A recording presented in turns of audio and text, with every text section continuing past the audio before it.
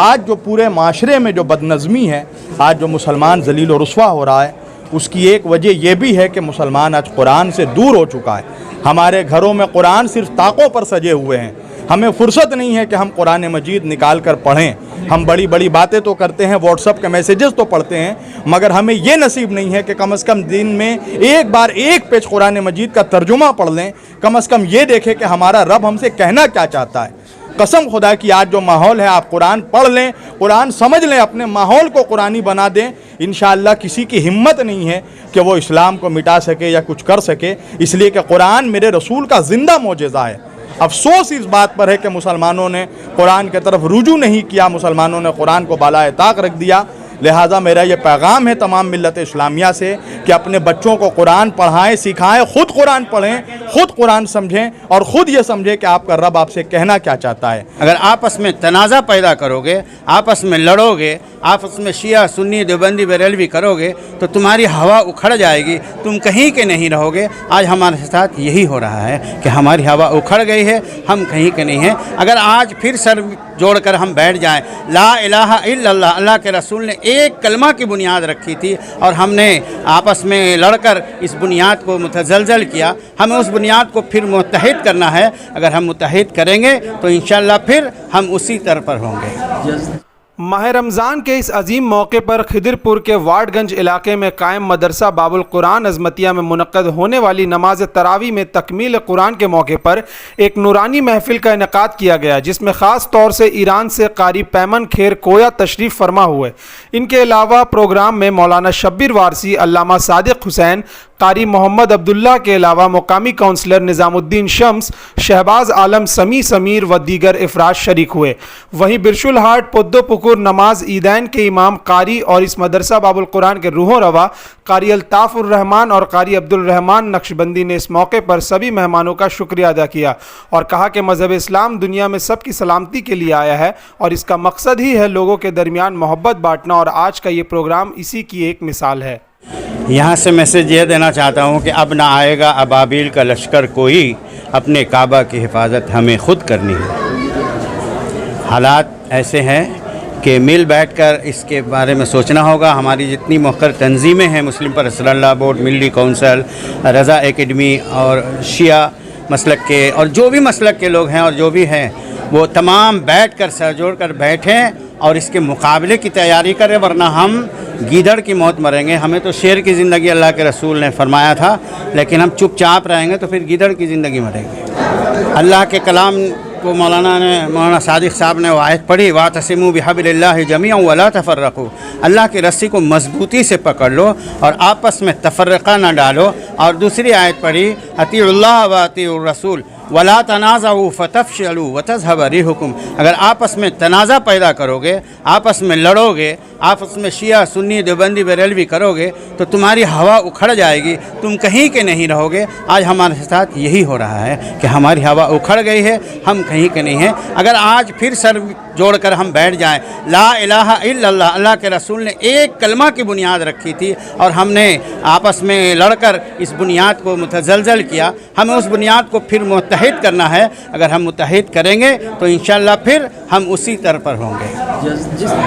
دیکھیے، اذان اگر پولیوشن کی بات ہے، جہاں تک آواز بہت سی چیزوں کی ہے، ساری چیزوں کو آپ بند کریں نا، صرف اذان کیوں؟ ٹارگیٹ ون سائیڈڈ کیوں؟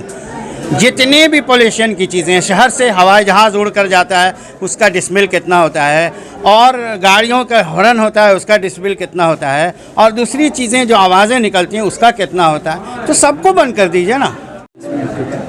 شما این مسافت طی کردید از این دوری آمدید اینجا، چی میگی درباره این امروز که راجع به قرآن برنامه برگزار شد؟ چه احساس، چه تأثیری دارید شما؟ بسم الله الرحمن الرحیم. مردم هندوستان، اونچه که من دیدم حالا در این یکی دو روزی که در کشور شما هستم، مردم عاشق قرآن و محب قرآن کریم من دیدم مردم اینجا رو کہہ رہے ہیں کہ ہم یہاں پچھلے 2 دن سے یہاں پہ ہیں ہندوستان میں، ہم نے جو محسوس کیا ہے وہ یہ ہے کہ ہندوستان کے لوگ، یہاں کے عوام جو ہے، یہاں کے مسلمان عاشق قرآن ہیں، قرآن کریم سے محبت کرنے والے ہیں یہ لوگ۔ و من خیلی خوشحال هستم که به لطف خداوند و با عنایات خود و قرآن کریم امروز مهمان شما مردم قرآن دوست ہندوستانم. میں بہت خوشحال ہوں اس بات سے کہ اللہ نے ہمیں یہ لطف ہم پر اس کا رہا کہ آپ لوگوں کے درمیان میں یہاں ہم قرآن کے پروگرام میں قرأت قرآن کے اس عظیم الشان پروگرام میں ہم نے شرکت کی اور یہاں حاضر ہونے کا ہمیں شرف حاصل ہوا. مردم ایران و دولت جمهوری اسلامی ایران برادران هندوستانی رو به واسطه اشتراکات فراوانی که در خصوصاً بحث زبان و اعتقادات بین مسلمانان ایران و هندوستان وجود داره مردم بسیار نجیبی میدونن و اونها رو خیلی دوست دارن و من خیلی دوست دارم که مجدد باز هم خداوند بهم توفیق بده مهمان این مردم عزیز بشه.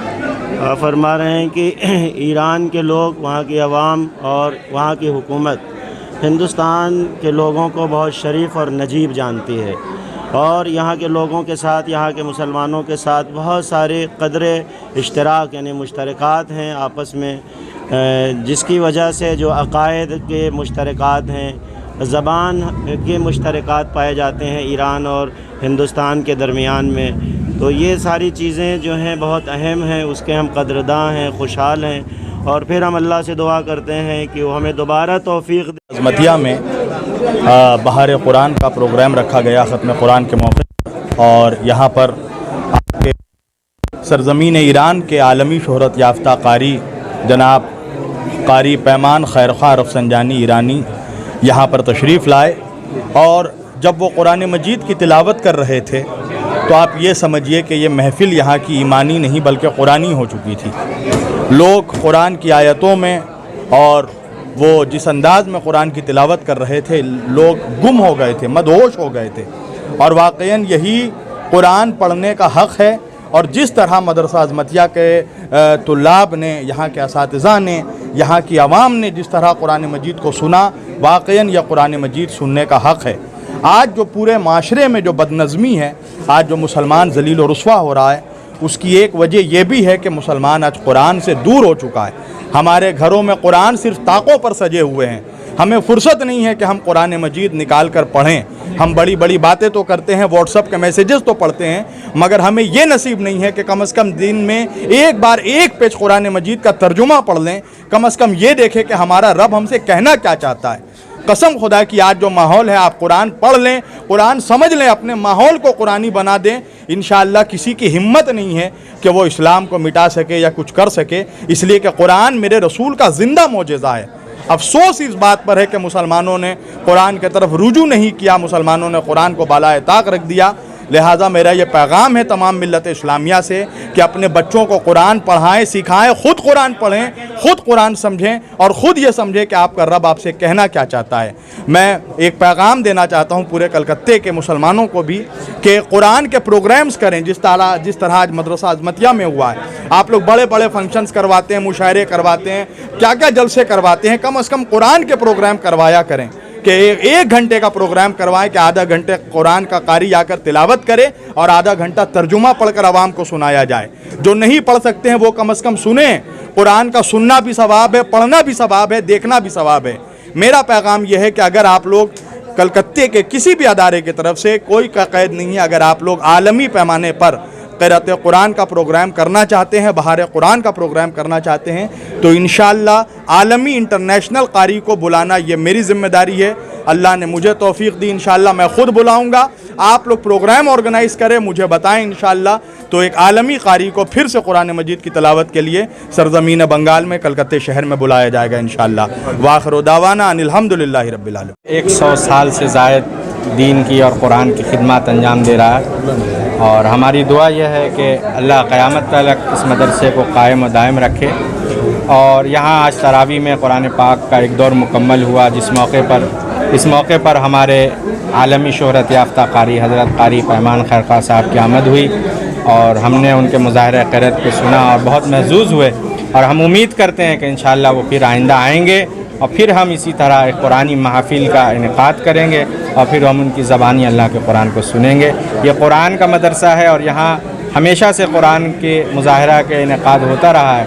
یہ اسی کی ایک کڑی تھی. जिस तरह से मुसलमानों के पूरे मुल्क भर में मुसलमानों को टारगेट किया जा रहा है और लगातार देश के अलग अलग हिस्सों में देखा जा रहा है कि मुसलमानों के साथ जो है बर्बरता पेश की जा रही है, इस देखिए ये हालात तो इंटरनेशनल थे, अब धीरे धीरे हमारे मुल्क में भी ये हालात पैदा हो रहे हैं। धीरे धीरे एक कम्युनिटी को टारगेट किया जा रहा है। हमारी गुजारिश है तमाम जो हमारे मजहबी रहनुमा हैं उन्हें यकजा होने की ज़रूरत है। अब हो गया जो माजी में हमने किया वो गलती अपनी दोहरानी है। अब हमें एक होकर के बैठना है, एक प्लेटफार्म पे आना है और एक लाए अमल तैयार करना है कि हमें आगे फिर क्या कदम उठाने हैं, क्या स्टेप उठाने हैं। अगर हम इसी तरह चादर ओढ़ के सोए रहे और हमने कहा कि भाई यूपी में हो रहा है, बंगाल तो सेफ़ है, कोई कहेंगे यहाँ हो रहा है वहाँ तो हम सेफ़ हैं, तो ऐसा काम नहीं चलेगा। तमाम लोगों को, तमाम मसालिक को के रहनुमाओं को एक जगह जमा होना होगा, एक सर जोड़ कर बैठना होगा,